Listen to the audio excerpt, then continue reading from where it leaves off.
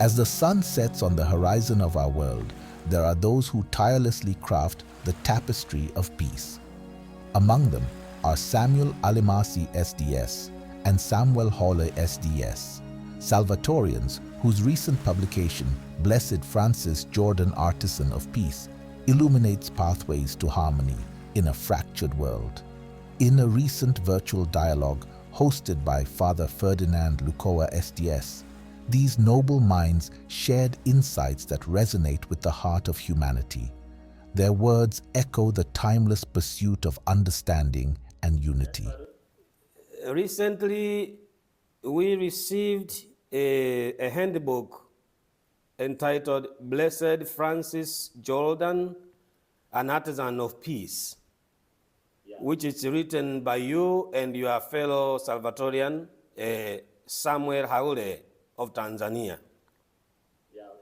Actually, we are very delighted, we are very happy to have this handbook because it's a kind of a new input in our Salvatorian history and Salvatorian family.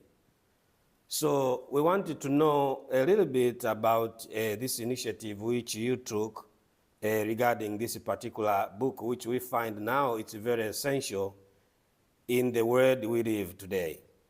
So I would like to ask you a few questions regarding this particular handbook. Yeah. Okay. So what inspired you to write this booklet? Okay, many thanks, Father, for the floor. First of all, what inspired us to write this pamphlet is the situation of our world. Because we realize that no peace between continents, nations, countries. In short, we would say that our world is in crisis of peace. Wars become our daily meal. It is the first reason. After that, also to do our own experience as a member of society, we realize that there is some direction, mishap, peace, that there is underground conflict between members in apostolic center. So that situation went up with the destruction of inner peace in communities and also peace within members. So all of this inspire us to write this pamphlet. Yeah, of course, there's something which inspired me to write this book concerning Blessed Francis Jordan, Artisan of Peace. It's due to the experience what I get in society from the day I went up to now, where I'm here. I passed through the different communities, different areas to the member of the society, and when I meet with them, I guess some difficulty to determine if they live in peace or not. But actually, what I see, there is the absence of peace. Yeah, especially in apostolic centers, you see the priest and the priest. There's no any good relationship. They live like it's not in unity. I can say that. So this inspired me to say that I can write something concerning this issue, which it is very, very, the good item which Blessed Francis Jordan take it and he continue to preserve until today, the issue of peace. So what I see, it is a absence of inner peace in the member of our society, in the family. So there is a many conflict among us. Even when I see in our community, the people cannot talk, but you see in how it is act, there is absence of peace. So this make me to sit and to say that I can write something in order now to take as a chance to solve, to make a solution in it. That is what inspired me to write this book. Why the title Artisan of Peace? We chose this title of peace, Artisan of Peace, for Father Jordan, because we know that an artisan is the one who creates, recreates, ideas, material objects.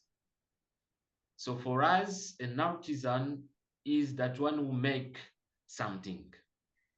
So if we come out with this title, Artisan of Peace, we're regarding Blessed Jordan as an artist of peace who wants to renew and recreate our peace, because he never sits to preserve peace with God, with his conference, and always he wants this peace to continue until the end of the world.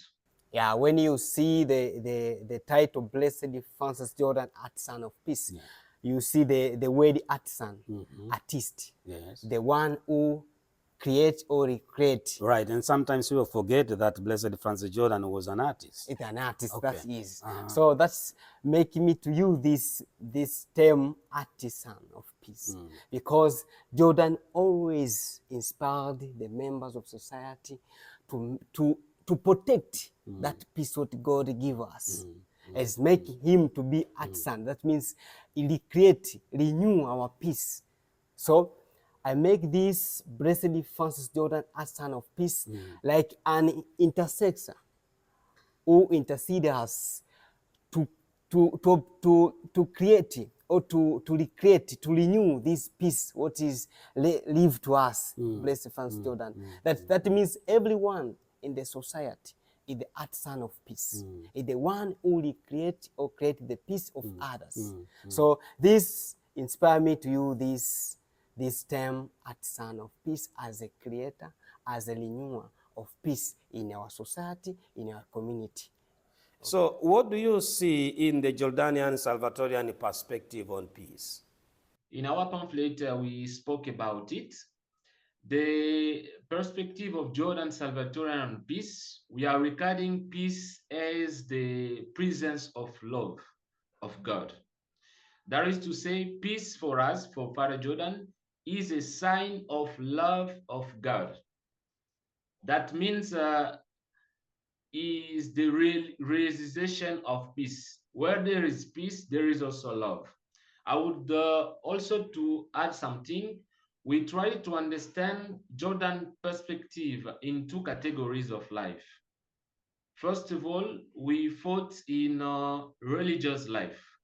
And then Father Jordan spoke about 3 keys for living in a religious life, for having peace. First of all, he spoke about mutual trust among members, acceptance of others, and also sacrifice. In a secular world, there we have some enemies of peace that we have to confront. The Jordanian perspective on peace, we need to understand that. In the book of Diary of Francis Jordan is expressed peace as a realization of love. That means the Jordanian perspective looking peace as a presence of love. So I can say that when there is a peace, that means there is a love. And when there is absence of love, that means there is an absence of peace. These two things go together. And always Jordan said that make a peace and love in order to live in a community life. You cannot live in a community life in the absence of peace and love. So this is how we see as a Jordanian perspective in concerning the peace. And in this particular handbook, you speak about peace from a few different perspectives. Peace with God, peace with society, peace with the self. Can you speak briefly on each one?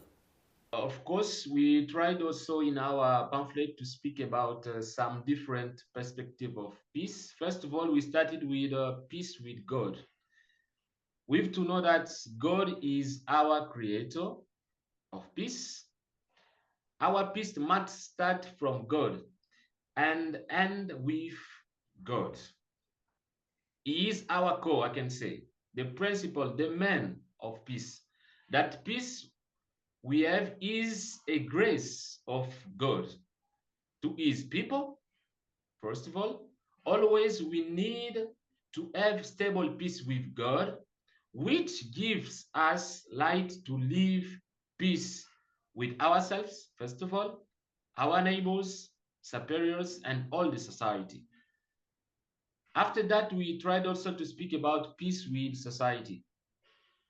This term, society, when we are talking about society, first of all, we saw a certain element in comment. But in our book, we tried to speak also society as a family, which Father Jordan is a founder. Blessed Francis Jordan, by founding his religious family, wanted it to be a place of sanctification, a place of joy, a place of harmony, a place of peace. Beyond all difficulties of life, he wanted to see his sons and daughters in peace because himself was a man of peace. So in short, I can say here that Father Jordan called us to the gospel of peace. Yeah. We need to start with God. Our peace is from God. So, and then when you're talking the peace with the society, we have two dimensions there when you're talking about the society. We are talking the society as the ordinary society, what all of us we come from. Yeah. That means I also talking in that society. That means to protect that peace, to need the peace, because there is where we come from. So when there is no peace there, we cannot get members to enter in the society and to protect that peace. And then in another way, when you're talking about the society, it's what the family of Jordan found. So as a member of society, as a member of this family, we need to have a peace ourselves. So this makes me to like this book because I see there is no presence of peace in the society. And then we are talking peace with self. That is the starting point of peace. When you don't have inner peace in your hearts, you cannot make a peace of others. I'm explaining that we need to have inner peace. We need to protect the inner peace of others. When I have inner peace in the community, and then my friend have the inner peace, that means we make the peace of the society. So in short, I explain that. Okay. So you speak about the enemies of peace in this particular handbook. What or who might be those enemies? We tried also to speak about some enemies of peace. First of all, we tried with pride. Pride is a danger, we can say, enemy of peace today. This vice is the source of much disgrace today, we can say like that. There are many realities that are the result of pride. Blessed Francis insists in his writings that pride constitutes the great danger in the congregation. It is the fall of virtue from the glory of religious family. Let everyone not claim their merit in front of everyone. Do not glory in this, that skill, but we must be humble. And obedience as a religious vows is help us in the congregation when members are known from pride. When each member seeks to pride themselves on the basis of their abilities, this is the root of lack of peace that our world is experiencing. Pride prepare a fall. Everyone knows it. After that, we tried also to speak about injustice as an enemy of peace. Injustice is an enemy of peace today. Also in our communities of homeland and all the continents today. Let us say that there is even today the class of struggle. The dignity of man is violated due his sad face. Man has become almost a toy that can be turned as decided. How many people are losing their lives today? A lot of. The toll is heavy. We begin to evaluate today the injustice. We are going to realize that it is unto. That is true, and they are talking true. The selfishness is the time when you see that in the presence of we make me. That means me. You don't consider others. You don't consider others. Even the time when you participate in the food, you think that you are yourself. They don't consider who is behind you. That's the problem, and that make disorder of things, and the peace was destroyed. So we need all the time to look in with others, to be as a community. We are the Salvatorian. Everything when you eat, when you have talents of that, looking with others, because the talent was given to God. It is for the community. So using your ability, your gifts, your talent for everybody, for the community, not for the selfishness, because this will just raise somebody to pride, to feel that he's much better than that happens sometimes. So and then the issue for surrender. There is this issue for surrender. That means you talk in the bad of others. That is bad attitude in our life as a religious, as the people of God. Why you talk with the bad of others? When you love somebody, when you love a peace, talk with him. When they do bad, call him. It's a young brother, it's a young sister. Not a gossip. Not going on their back and talk about it. That is. That destroy the peace. You tarnish the image of the society. You tarnish the names of people. Yeah, that is. You destroy the people. You can kill the people because of that. So we need to be against it right now. We need to love each other. The peace. When you need a peace, you talk with your brother in a good way, and the brother understands that. But when you go behind him and tell another people about the body of Samwell, that is kill the people. So that is what I explain in the issue of enemies of the peace. The pride, you said? The pride, the injustice, the selfishness, and the surrender. Thank you very much for that answer. In concrete and practical ways, how do you think we as Salvatorians can work toward peace more effectively today? We have members of the Salvatorian family ministering in Ukraine, in the Holy Land, as you know the situation nowadays, and in the Congo, DRC, to mention a few. First of all, I would like to ask the help of our God, because ourselves we can't. It is can be cured today with wars. No way first than rebuilding trust within us, relationship in our faith as community, as society, individuals. Through the steps now we can fight every day to place to live. So I can say that let us develop love, first of all, among us, and we must pray for others who are in the, I can say, difficult situation today. We must pray for them. Yeah, love among us as members of society. Yeah, today effectively you can say that you can bring the peace in the world if when we have our peace ourselves. That's the first. We need to rebuild the trust in peace ourselves, and then now we show to the people that we come to you to bring the peace. You cannot bring something we don't have already.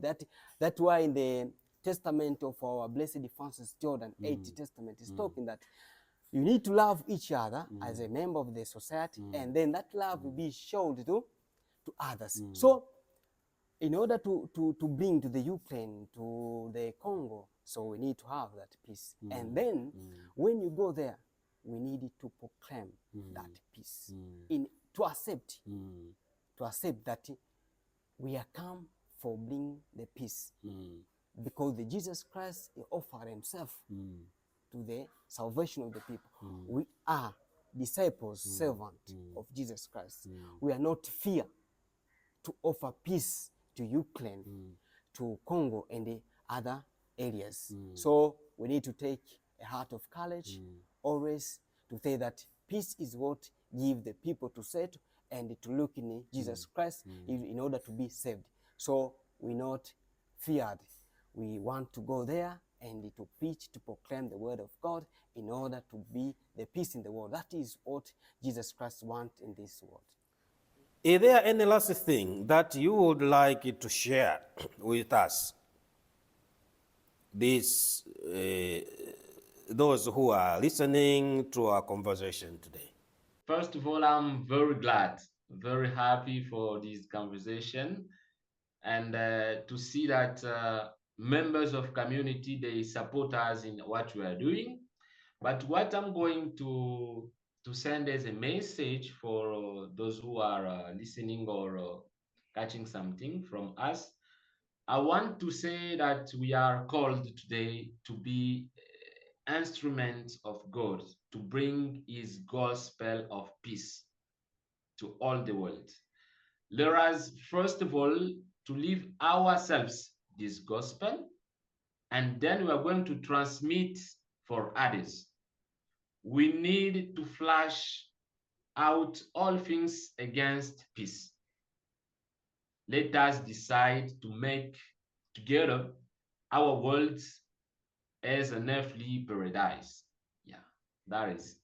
Yeah, our conservation is concerning the peace and our things to tell beyond the people who are listening this conservation. The first things is we need to have a heart of forgiveness. Many of us, we don't have heart of forgive the people who hurted our hearts. We take it and we make in our hearts, and then I say that tomorrow I do. We're gonna retaliate. Yeah. And then the retaliation, it's not the doctrine of the Christians. That is. It's not the doctrine of Christ. No, it's not. It's not the teaching of the Lord. Yeah. And then as a people, we are not in a good way. That means we can live without make a mistake. So try to ask for forgiveness. People forgive, but yourself who do bad. Try to ask for forgiveness. That make a peace. And then we need to be realistic. Realistic is very important. To live as our life. We are choosing to be the member of our society, the member of the servants of Jesus Christ. We need to follow Jesus Christ. We need to follow Jesus Christ. To live in a peace way. That is our reality. We cannot do other things. No, we are looking for Jesus Christ. That's very important. And the last words, we need to pray each other. That's very, very important. We need to take a time for our prayer. Our private prayer. We have a community prayer. We have Christians pray like a Sunday. We are participating in the mass, but ourselves. We need to take a time in our rooms and to pray for the peace. People are suffering with the peace, the inner peace, the war, the conflict, every day the conflict. We are seeing in Congo, Ukraine, the people are killed. So we need to pray, to engage in prayer for them. So that's very important. That's very inspiring, Samwell. I appreciate very much for the initiative you took writing this particular handbook. I think it's very encouraging for young people like you to take it seriously, our life, and also to have a contribution like this. So I think this handbook will be a new enlightenment to us Salvatorians and to all people of goodwill who are the promoters of peace today, especially those who are dealing with justice, peace, and integrity of creation. And also in our Salvatorian mission and identity promoters. So on behalf of all of us as Salvatorian in leadership, I thank you very much with your colleague for this particular work you have done and encourage you to move forward. Thank you, Samuel. Many thanks, Father. I appreciate it. So have a good day. Many thanks, Father. Okay. As we draw the curtains on this enlightening conversation, we extend our deepest gratitude to Samuel Alamasi and Samwell Haule, along with Father Lukoa, for their dedication to peace and wisdom. May their voices inspire us all to become artisans of peace in our own lives, following in the footsteps of Blessed Francis Jordan.